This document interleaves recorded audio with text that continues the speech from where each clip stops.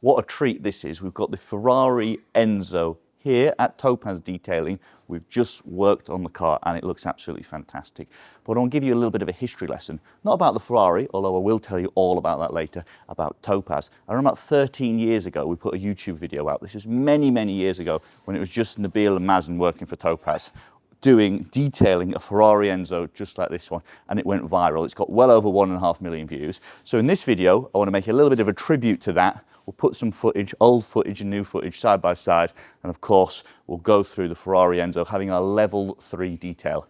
We've also got some other treats in this video, including a Ferrari SP3 Daytona.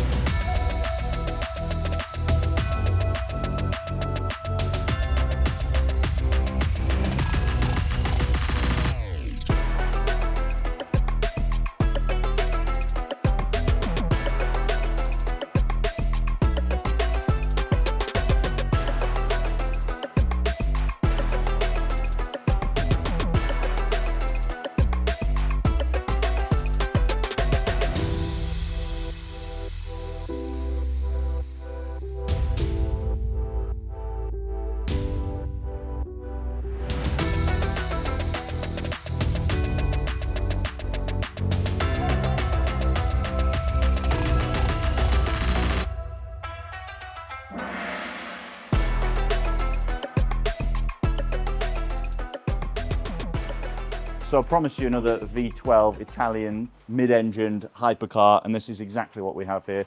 This is the Ferrari SP3 Daytona, a very nice example. This one is finished in a pretty rare color, which is Verde GB23. So of course, a rare color needs protection, and you've come right at the right time because we're in the middle of doing exactly that. We've got two of our installers working on this car at the moment, so you can see exactly what we're doing is of course paint protection film all over this car. But for now, I thought I'd just introduce this car and show you what we're doing to it. So hopefully you got to know this car pretty well by watching the process of these very rare cars being worked on. But I know some of you die-hard fans have hung on this long. You want to see all the little details that only Topaz can show you on a car like this, the Ferrari Enzo. I said it's rare. There's a little plaque in the door, we'll show you a close-up, down here that says 399 made. However, that's not quite true. Officially, 400 were made. Those that know that a little bit more than 400 were actually made in the end. But that 400th official car was actually for the Pope, and he loved it so much that he never ever drove it. Maybe he was a Lambo guy, and it's actually auctioned off in the end for charity. But let me tell you about this car. This has come from our friends at HYPERCARS. As you know, it's just had our level 3 detail, and I have to say, for a 23-year-old car, it is looking exceptional.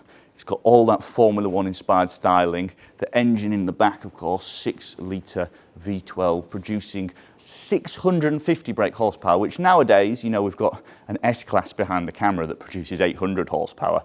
But back in 2002, this thing was a rocket ship. 0 to 60 in 3.1 seconds, top speed of 221 miles an hour. Formula One styling, Formula One looks, centre locking wheel nuts, which, you know, Porsches, Lamborghinis are all doing it now. However, back then that was proper race car stuff. And of course, these doors that go up in the air. Looking around the front of the car, obviously the engine doesn't live in here, but there are some nice things to show you. Only 400 of these cars in the world, so only 400 lucky people get to go into their garage and have a ratchet around in the frunk on a Ferrari Enzo. So I thought I'd give you the chance to see exactly what's in there. First of all, we've got this sort of suspect looking wiring. You might think, what on earth is that?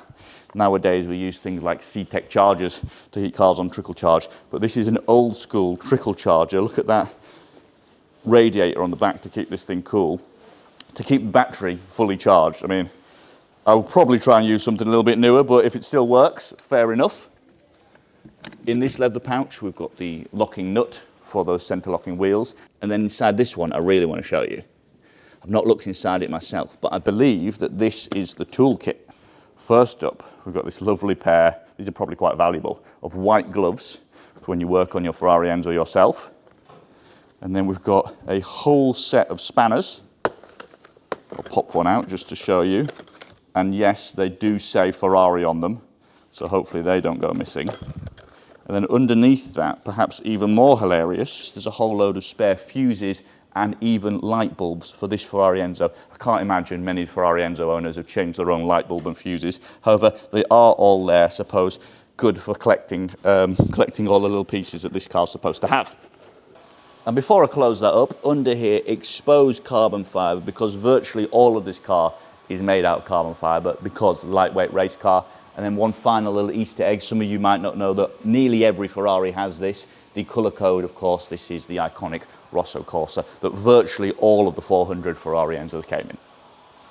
We had to pause for a second to open up this rear clamp because it is a two-man job. This thing is quite flimsy. It's not like on a LaFerrari where you can just pop open that Perspex engine cover and take a look at the beautiful naturally aspirated V12 beneath. On this, really like a race car, you've got to open the whole thing up. And then you've got this pole. It literally is a pole that sits in here. It's got this insulation on it as well, so the hot engine doesn't make you burn your hands, to wedge it in place. And what that allows us is this glorious view. I don't think there's another car like it. You can see the carbon fibre wheel arches, of course, we've detailed all in here. Those exhaust manifolds are just unreal, of course. The red heads on the engine, Testarossa, that carbon fibre air intake, Ferrari written on top of the cam covers, suspension pieces here, the shock absorbers. This thing is a work of art. The engineering in here, it's just, cars like this just aren't like this anymore. You know, there'd be a hybrid system wedged in here, there'd be a huge silenced exhaust. This is just pure power and emotion. So one little thing I found inside the car that I just had to show you, you might think this is just a red folder, but that is not the case at all. This is a Classic A folder, which means this car has been to Ferrari to be verified as completely original and how it left the factory all the way back in 2003. So it's certificate of authenticity. And it means that this car is a top example and obviously worth way more money. But if we flick through here, delivered December 2002 to Italy. Fascinating stuff. Photos of the car in here, all done by Ferrari. Just a fascinating little detail all the way through. The chassis number, which obviously will obscure for privacy reasons. Underneath the car, the engine, just a fascinating little touch, which means that this car has been authenticated by Ferrari as being completely original. So this here, as you see it here at Topaz, just detailed, is as good as new as you will get with a Ferrari Enzo. Looking at the interior now, first thing to mention, because it's right by my head, these window winders. No electric windows in the Enzo because lightweight, and also the windows are actually tiny. Gets worse than that, no air conditioning either. Those are literally just blowers.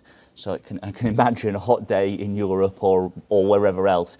Could be a little bit miserable in a car like this. However, you've got that engine behind you, so you can only be so sad. Looking around, it's got Ferrari's famous F1 derived F1 gearbox, which was a single clutch automated manual.